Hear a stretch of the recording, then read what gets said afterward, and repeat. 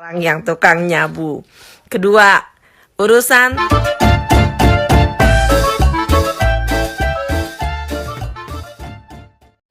Halo, assalamualaikum, balik lagi sama gue Aoki Vera.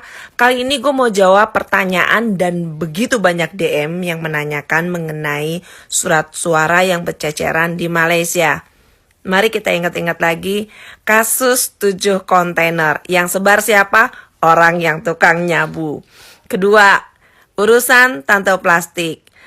Capres labil udah langsung konferensi pers. Padahal sesudahnya baru tahu kalau itu ternyata sebuah kebohongan.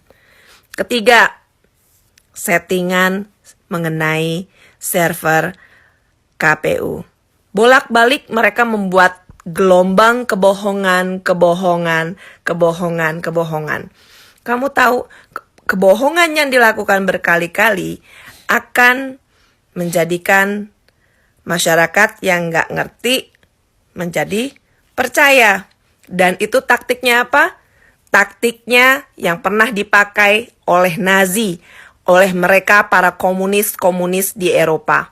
Kamu harus pelajari sejarah itu. Taktik kebohongan demi kebohongan yang ditumpuk-tumpuk adalah taktik komunis. Jadi ingat ya, kasih tahu sama mereka. Sekarang something yang simpelnya aja aku kasih tahu mengenai surat suara. Bagi kita yang tinggal di luar negeri, yang namanya surat suara, kalau tidak ada tanda tangan asli ketua PPLN-nya, maka surat suara itu dinyatakan tidak sah.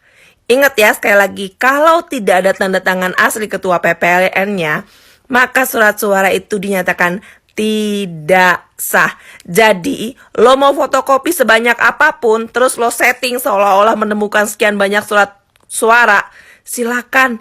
Ini dipakai, Bo. Peraturan tetap ada. Salam kecebong. Tolong jangan lama-lama,